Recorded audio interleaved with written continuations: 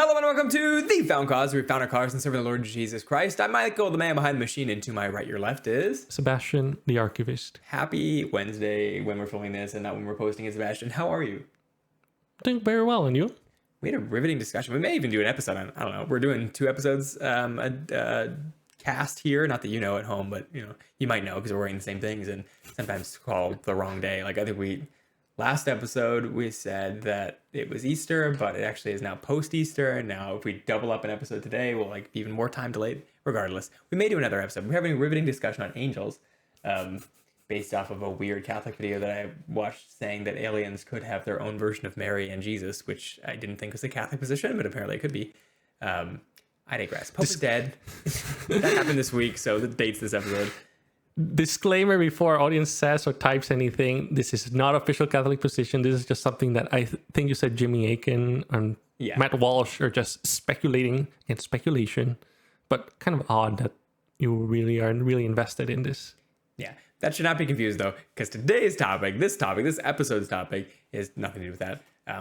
I happen to be reading through Daniel in my own reading time, and I think it is quite the incredible book of prophecy, and it's one of those things that I think we don't appreciate as much when we read through the Bible today, because one, it's not prophecy to us, it's already fulfilled prophecy, which has a lot less oomph to it when, it already happened 2,000 years ago.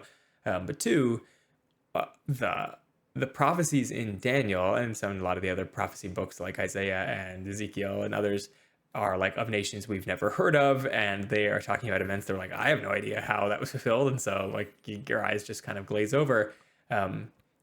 And Daniel is a specific one that I know a lot of my history. I don't the depths of history that the Bible goes into are super obscure history as well, and so it's not stuff that I'm super familiar with. But being an end times freak, as some would call Christians, I grew up in a tradition of reading Daniel that associated a lot of Daniel's prophecies to the end times. I don't think that a lot of things I used to think were attributed to the end times were actually in the end times.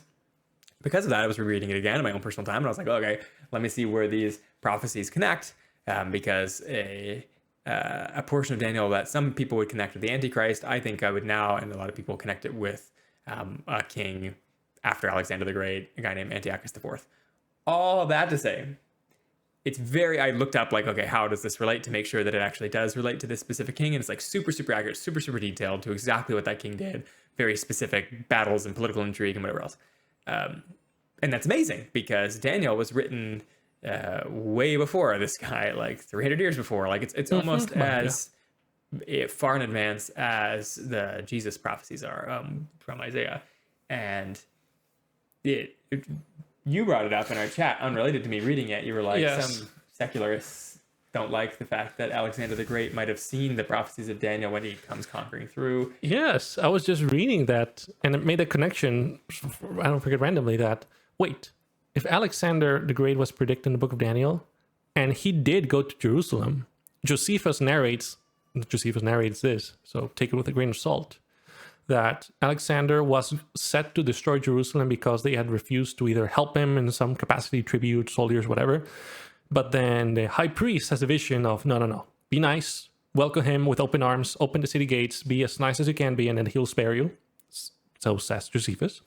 And then when Alexander shows up, instead of killing everybody, he's oh, wow, that symbol that you have on your head, it says Yahweh, right? And, I've been told in a vision I should worship this name, and he reveres, whatever that means, he reveres the name of Yahweh and says, please, let me see, I would like to enter. And then the high priest welcomes, they have this parade, and then the priest or the high priest helps Alexander the Great offer a sacrifice in the temple, probably step-by-step guide. Mm-hmm. And then Alexander continues and leaves, continues his conquest of Egypt and then eventually the rest of the Persian Empire.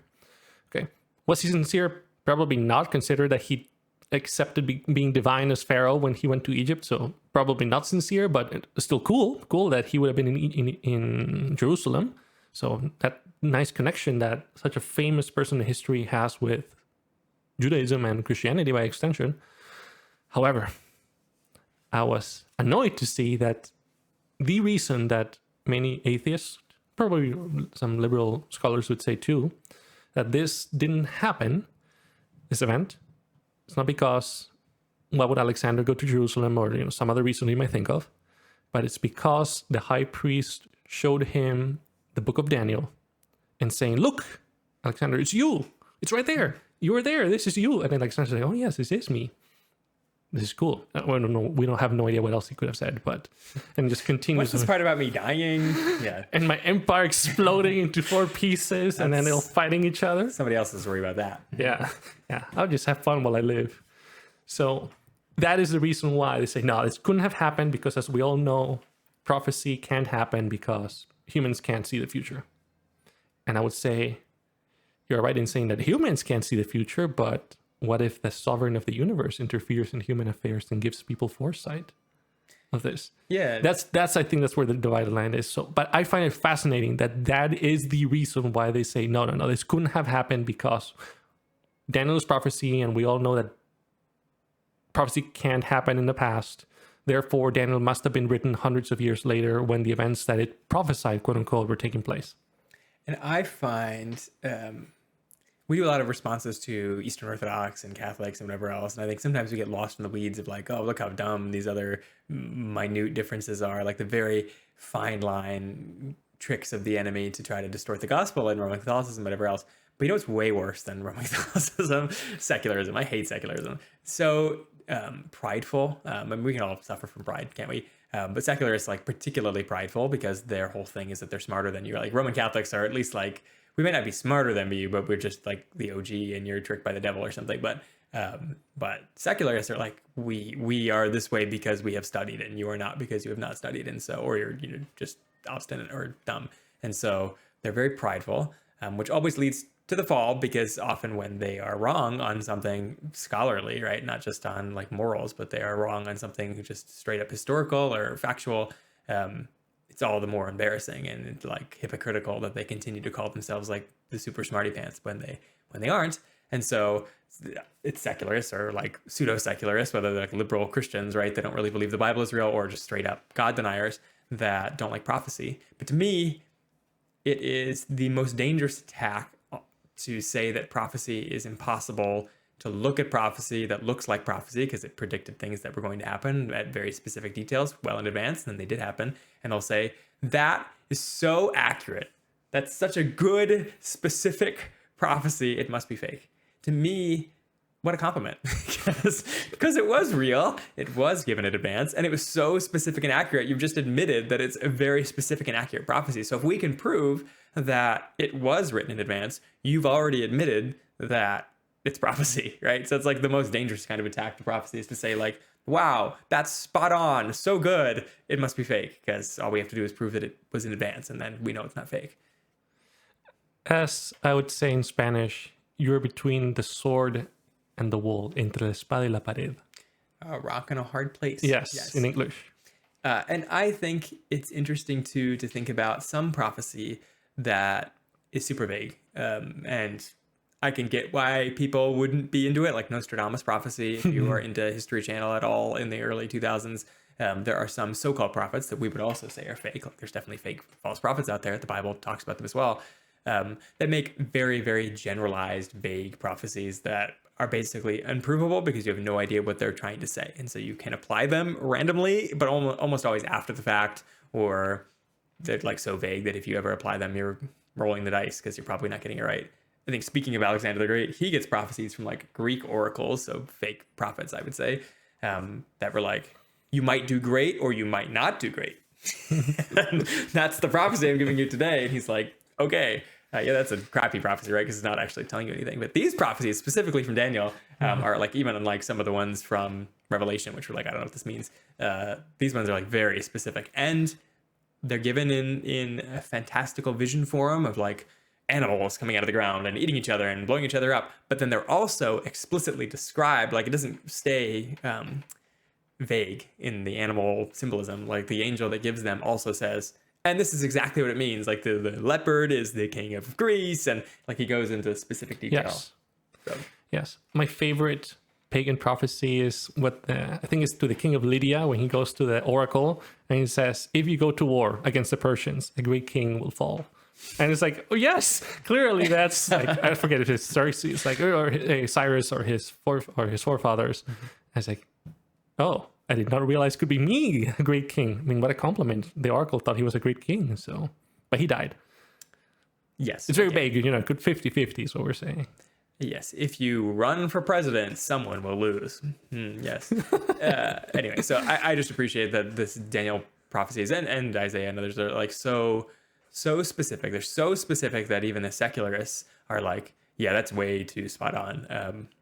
And so all that preamble to say, we're here to show you why. We've already got the admission from secularists, and we'll read the text so you know why they're so specific and so accurate as to what actually happened. And then we're going to get into how you as a Christian or you as a secularist realize that these texts were truly written in advance, not just based on faith, although we believe it because we believe the Bible is true and isn't trying to lie to us. And Jesus affirms it. We also have like lots of other things that support the truth that Daniel was written in advance and Isaiah was written in advance, and these other prophecies from God that God really does predict the future because he brings it about. And full disclaimer, this is actually what I would say one of the many critiques of the faith that affected me the most, I would say, specifically in the book of Daniel. And I think we're going to touch on Isaiah too a little bit, because of the strong assertive claims that there's no, the earliest evidence we have of Daniel is like from the 150s, so we're going to get on the details of the dating and whatnot. But I was actually so delighted to see how much evidence there is on the contrary to support the original dating of Daniel, which would be when he was alive walking the earth, like near the end of his days. But we'll get on that. So I'm going to say this has been a very exciting thing to go over for me personally, so I'm looking forward to go over this. Yeah. All right. Well, let's get into some of the text then so you can see at home some of the prophetic things that are so specific and amazing in Daniel. I think one of, if not the most standout section in Daniel is Daniel famously is brought to Babylon. So the premise of the book is that Daniel is one of the faithful Israelites who surrenders to Babylon when they come the first time, and all the prophets are warning that, hey, you should surrender. Like, this is a God giving over the kingdom to Nebuchadnezzar, and so don't fight them. He's one of the faithful Jews that does that and gets captured and brought back to Babylon as a scribe advisor to the king. And the king is having nightmares and his visions, and he wants to know what his dream means, and like none of his advisors can tell him what it means, and he's about to kill them all. And Daniel's like, well, I can because I got God, and so he prays to God, and then he's able to interpret the vision. Not only he's able to guess the vision, he's able to know what was dreamed because Nebuchadnezzar was refusing to tell anybody, hence part of the test, and then also interpret it. That's a vision. That's cool. It gives a statue where the head is Babylon itself, which is currently reigning, and then the chest is a different metal, it's silver, and that represents another kingdom, which Daniel describes, and then the waist is another metal, which describes the third kingdom, and then there's a fourth kingdom and a fifth. Has messianic stuff in there. That's cool. I just wanted to reiterate one that's a little less famous. That's a very similar vibe that Daniel sees a vision of. It says he sees a vision of an angel showing him a vision, and he sees this vision with animals in it. And this, I'm just going to skip straight to the part. You want to read Daniel on your own, read Daniel on your own. You can see the whole thing. But here's a highlight from Daniel 8. The angel says to Daniel, he said, I'm going to tell you what will happen later in the time of wrath, because the vision concerns the appointed time of the end. The two-horned ram you saw, so again, he saw this vision of a ram. The two-horned ram you saw represents the kings of Media and Persia, period. Stop. Very specific, right? Like, we've got a two-horned ram, like, I don't know, this could mean anything. It's some animal symbolism, but the angel is bold enough, the writer of Daniel is bold enough to name real kings so that things aren't so ambiguous. Two-horned ram you saw represents the kings of Media and Persia. Interesting one that nobody in history class cares about the Medes today. Media, we're all about Persia. In video games, you play as Persia, and you hear of Persian rugs and Persian thing. Like, Persia is a nation we all know.